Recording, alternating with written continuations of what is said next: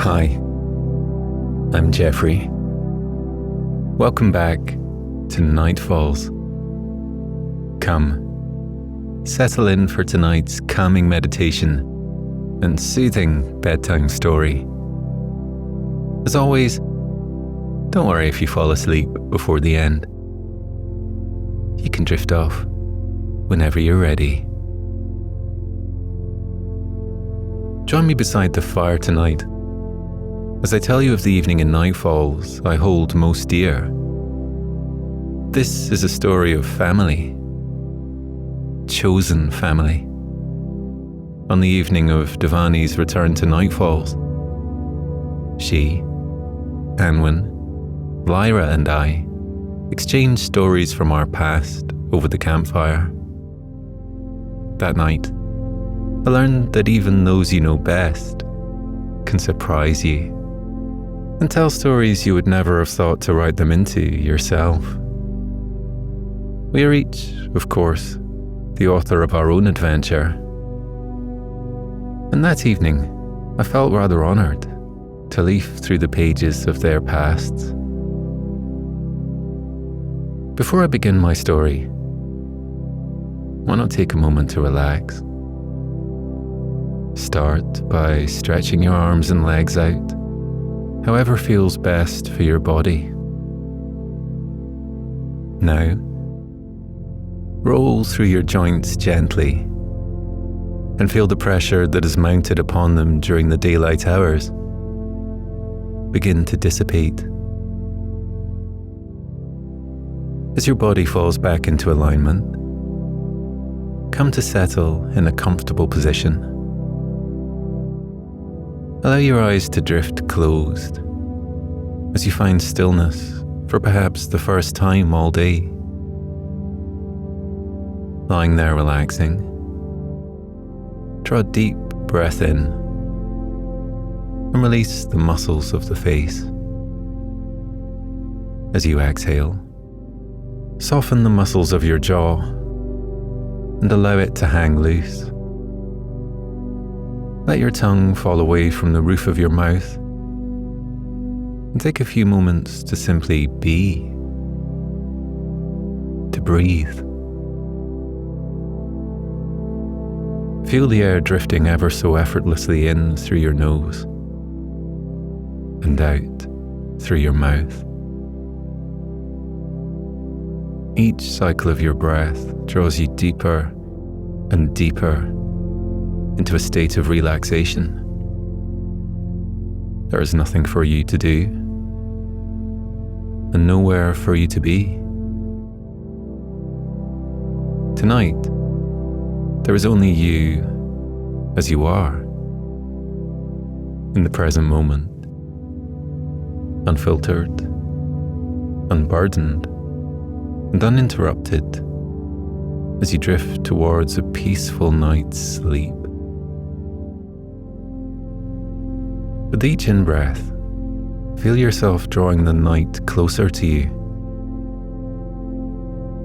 As you exhale, visualize your out-breath pushing the bustle and busyness of the day away from you and creating space for you to rest and recuperate. Breathing in, feel the night air flow into your body, and exhale as you release the responsibilities of the day on your out-breath. Inhaling, draw the need for sleep into your body and allow it to settle into your core. Exhaling, feel the tide of your breath pushing the day away and creating space for you to relax and unwind. Breathing in deeply for a final time, allow the need for sleep to settle into the corners of your mind and exhale as you sink into a deep state of relaxation. And tonight's tale begins.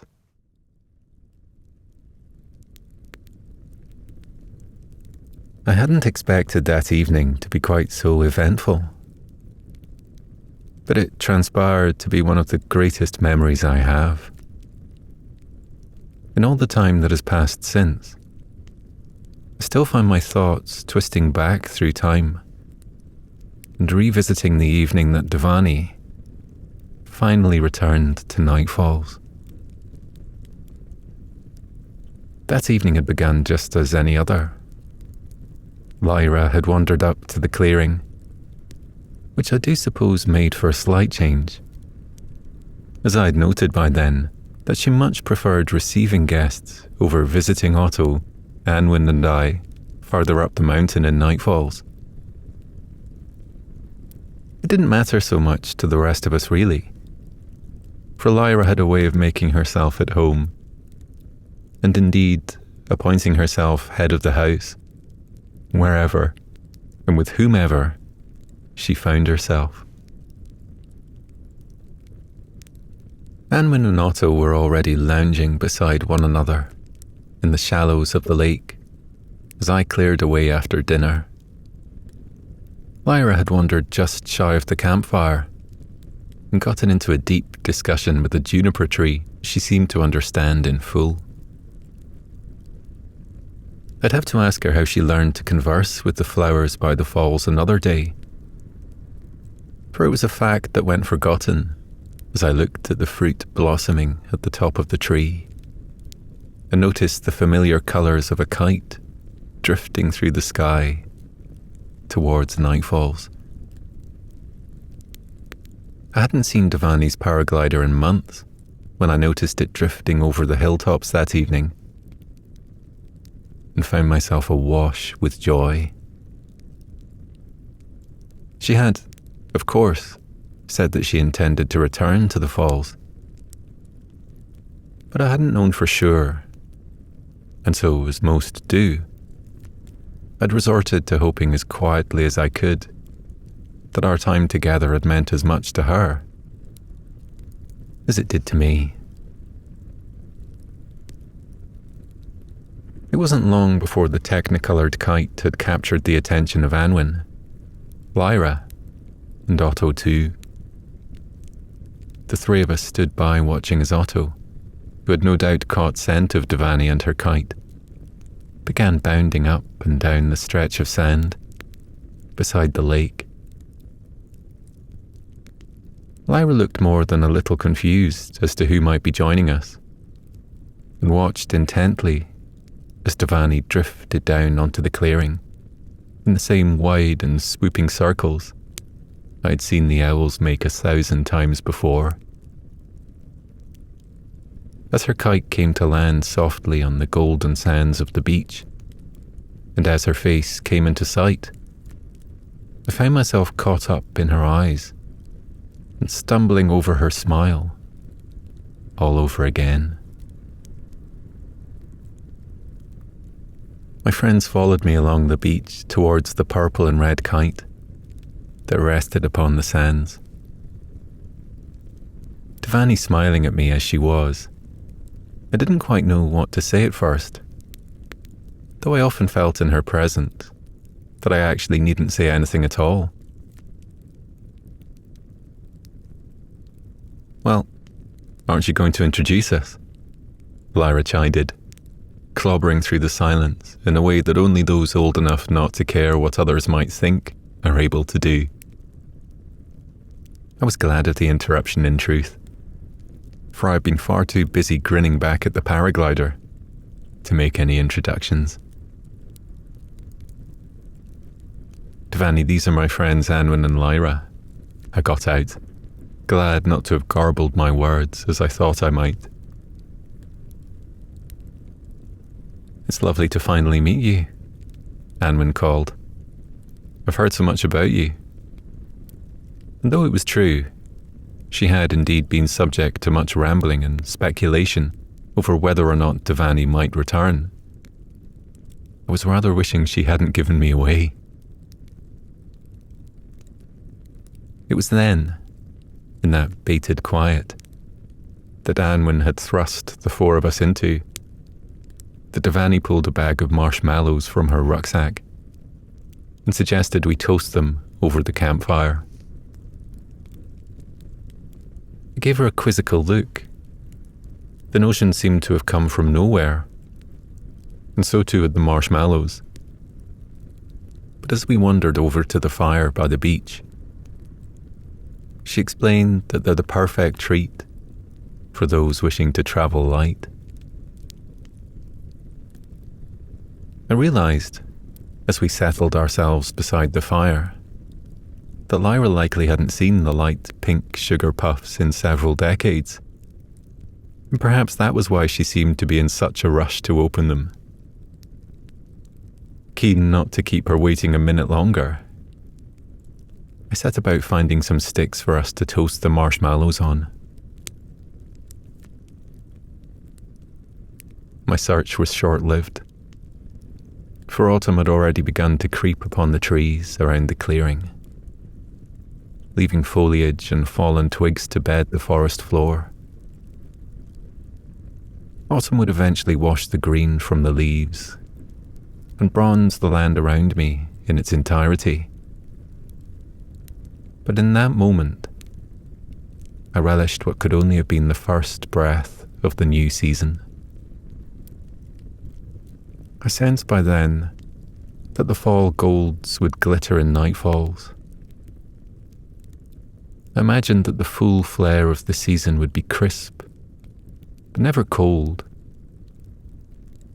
I'd always struggled to think of fall as anything other than cozy, when the world was suddenly so rich with the warming ambers and oranges of the season. The oranges had warmed me by the fireside, that had made me feel cozy at home, so ready to settle in and sleep, could all be found outdoors in the autumn months, and I couldn't wait to see them in Nightfalls, where I found myself spending more time living beneath the stars than ever before.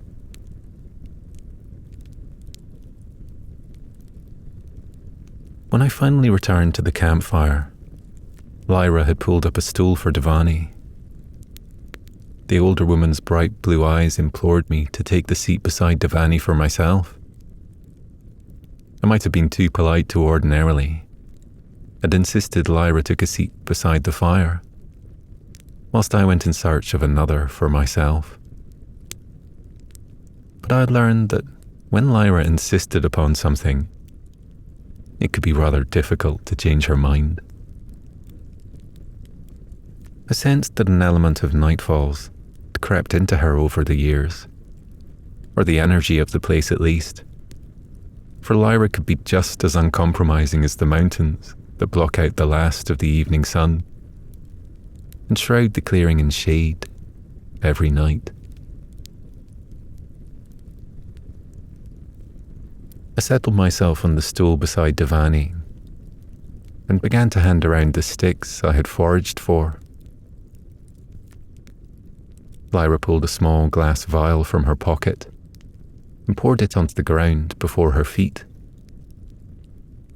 Dhvani didn't look nearly as surprised as I thought she would when a toadstool big enough to seat 2 people sprouted from the ground.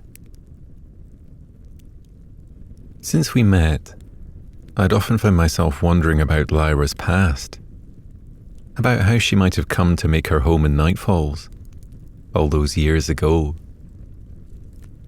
I'd always been wary of prying, but there was a directness about Dhvani and a love for human connection that made her brave enough to ask people for their past. She asked with such confidence that you felt comfortable giving it to her. Though Dhvani didn't seem to live life with any great sense of urgency, she always seemed reluctant to waste the time she did have on small talk. So, as we toasted marshmallows around the fire, Dhvani asked Lyra about her past. and Lyra told her. Told all of us. And didn't deny us a single detail. Lyra pulled another vial from the inside pockets of her vest, and time seemed to stop in the clearing. Then, she doused the flames before us with the elixir, and it seemed as though that same time that had ground to a halt around us just before began retreating all of a sudden, running backward faster and farther than any of us could have chased it. The years unravelled around us, and the present moment pulled further and further from my grasp, until the flames that flickered in the campfire parted, and Lyra's story began to play through a window into the past she had carved out for us. I recognized her instantly. Little Lyra. Even at 6 or 7, all the characteristics I know her by today are there.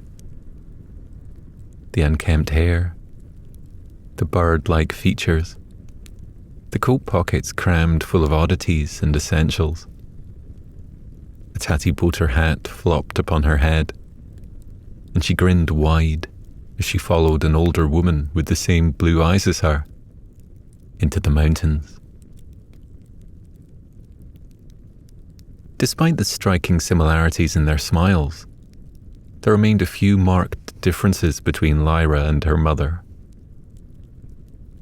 Her mother appeared tall and dressed as though she had been born in 1910, which I would imagine she had been.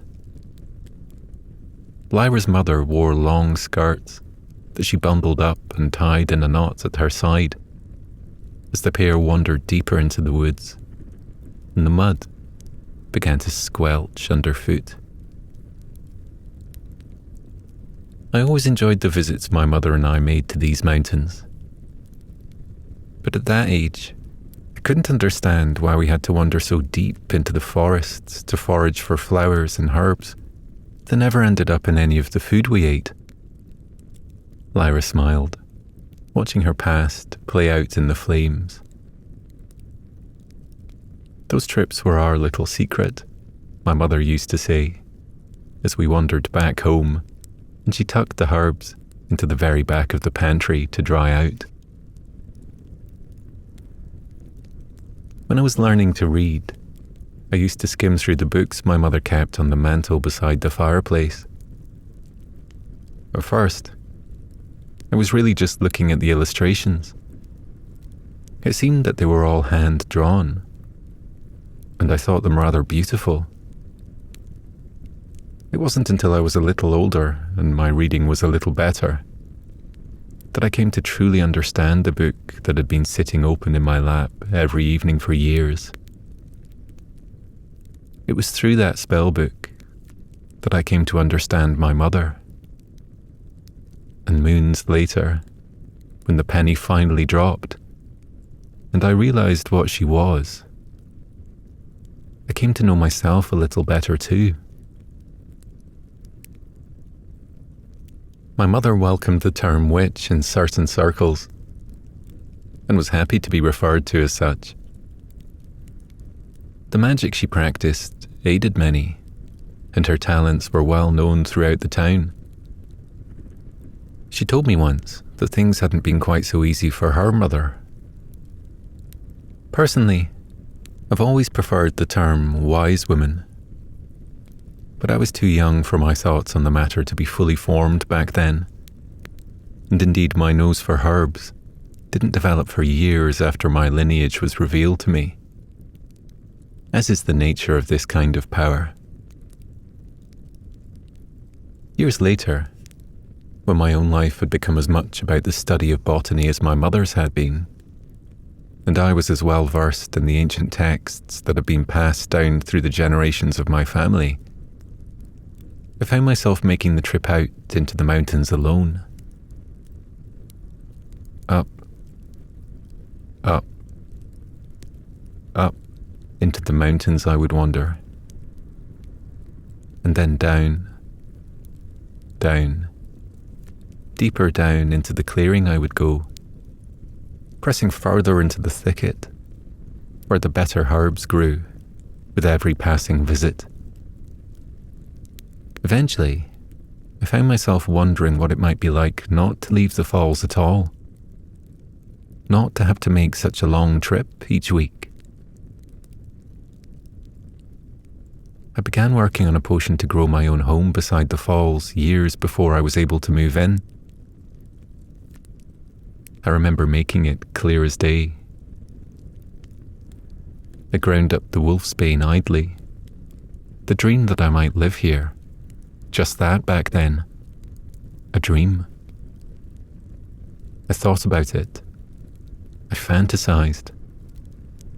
And I think perhaps those feelings got worked into the herbs each time I ground the pestle against the mortar.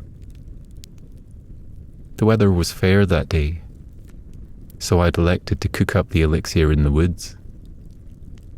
I didn't think too hard about it. I didn't have to. By that time, my nose for the flowers was fully developed, and I'd garnered a good sense of what might need to go into a growth potion, sitting on the kitchen countertop, whilst my mother cooked potions over the stove.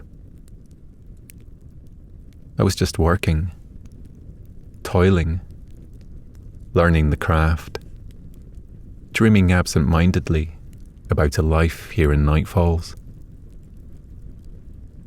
I brewed a potion that would will the world beneath my feet to grow into a home around me. When I finished making it, I waited for the mixture to cool before pouring it into the soil in the clearing below Nightfalls, where the best herbs tend to sprout. I thought perhaps the potion hadn't taken at first. Making it had been one of my first attempts to brew something without the help of a recipe. I didn't realize that beneath my feet, the earth had begun to warp and work, building me the abode I had dreamt of. The roots of my new home dug down deep beneath my feet. And months later, the first saplings shot from the earth and began growing into what I would one day call home. I carried on cooking up potions by the falls and watching my home take shape. Knowing that a life by the falls was in my future inspired me and pushed me to align myself and my abilities with the person I would need to be to thrive here.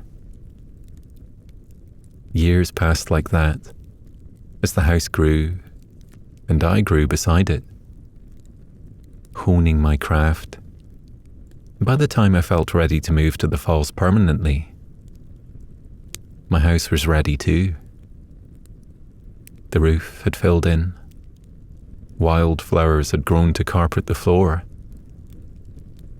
And the rest, as they say, is history. Lyra smiled, flicking a little water into the flames to extinguish the image her elixir had painted for us. You'd be very welcome to come and visit any time, Dhvani. Geoffrey knows the way down to my cottage, the older woman offered, before asking Dhvani why she hadn't seemed so surprised by the trick with the potion and the fire. Smiling easily, an open book as ever, Dhvani began. The paraglider told us of all the beautiful things she had seen on her journeys across the mountain range. She pulled a crumpled fold-out map from her rucksack and showed us the path she had taken through the mountains and all of the wonderful sights she had seen whilst traversing the peaks. Dhvani had seen more of these mountains than all of us combined, and over the months had learned to use the magic of the mountains with her words. She told us of the beautiful songs her father used to sing to the pot plants in the kitchen when she was a child. He had said it would help them to grow. And though she knew he had been joking, she still remembered the words to the song years later. She said it had crept into her head as she flew over the northernmost faces, where autumn had begun to catch at the leaves, and the grass was growing crisp. She sang those same songs her father had sung to the pot plants on the kitchen windowsill to herself. But there wasn't much company 1,000 feet up in the air. But as she sang, the soft melody of the song wrapped itself around the world below. And she realized that it was beginning to breathe new life into the soil beneath her. The grass thawed, and the rich greens of summer seeped into the leaves again. I had a lot of time to think up new lyrics, to sing to myself and the ground below. And as I travelled across the mountains, I was able to chase the autumn away, to stave it off, and at least for a little while, as I was passing through. Taking my marshmallow from the fire and eating it, I couldn't help but wonder what Dhvani sounded like when she sang.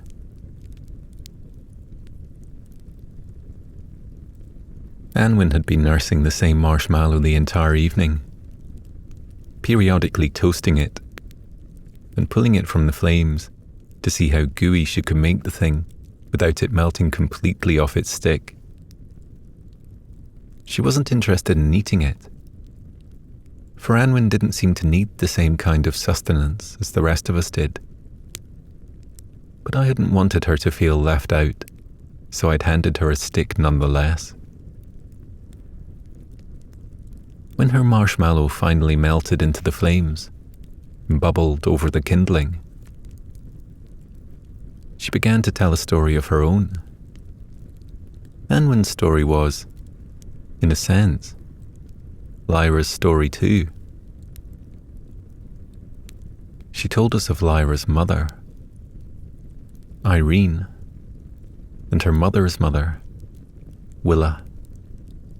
Anwen said she had known the women in Lyra's family for generations, and that they had a nose for rooting out nature's power, and wielded it like none she had ever seen do so before. She told us of the long, lazy summers she spent lying on the rock that jutted out into the lake with Lyra's grandmother. They had both been younger then, and Anwen concluded that the planet must still have been quite young then too. For the world that Willa had told Anwen existed beyond the mountain range, it sounded rather different to her than the one that I had described when I arrived. I asked Anwen about her world, the one I had seen through the crystal window with Lyra some weeks ago, and she simply said she would have to show me around sometime.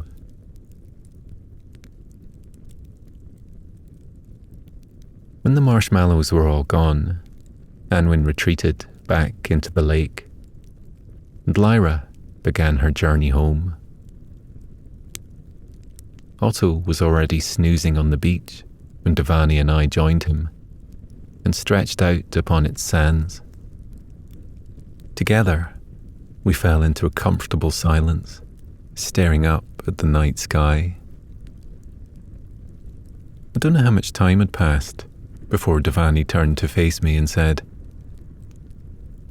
"I think you might owe me a story. You didn't tell one around the fire." Smiling up at the stars, I asked, "What kind of story?" "One from the past," she decided, but her eyes had already drifted closed, and I thought perhaps she had fallen asleep until she broke apart the silence of the night to remind me she was still waiting to hear what I had to say.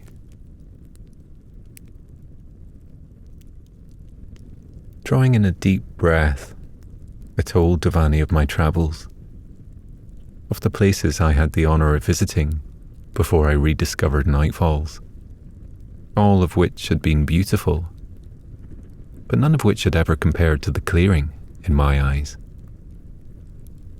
As Dhvani laid beside me, my thoughts hitched on the time I found myself lost in the tropical jungle of Sichuanbana, in the Yunnan province of China. I wandered through the jungle for hours, cutting through thick vines and searching for any trace of the group I had been with, or the path we had been following, before I strayed too far and lost my way. I wandered through the thick forest, thinking myself foolish for being out there in the first place. I can't recall how long I walked alone through the trees, for fear had a way of stretching out time for me. But eventually, I stumbled upon a woman carrying a basket laden with apples. Like myself, she was out in the jungle alone, but she was cutting a path through the vines with much more direction and intention than I had been. When I called out to her and caught her attention, I quickly realized we didn't share a common language. I gestured as best I could and tried my level best to communicate my situation. After a few minutes spent playing charades in the jungle, she seemed to catch my meaning and directed me back towards the path that led to the village I was staying in.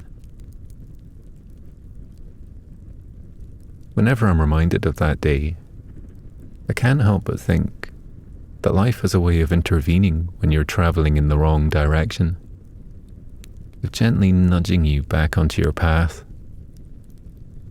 It was that night, as I arrived back at my campsite, safe and sound, that I realized I'm always in exactly the right place, at the right time. I'm always exactly where I need to be. I finished, turning to look at Dhvani.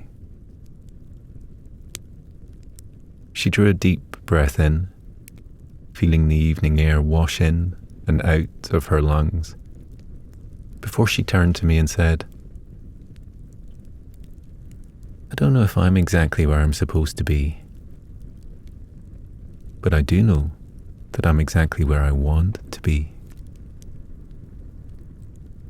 At that, her eyes drifted closed on the day, and I too found myself settling a little deeper into the soft sand beneath me,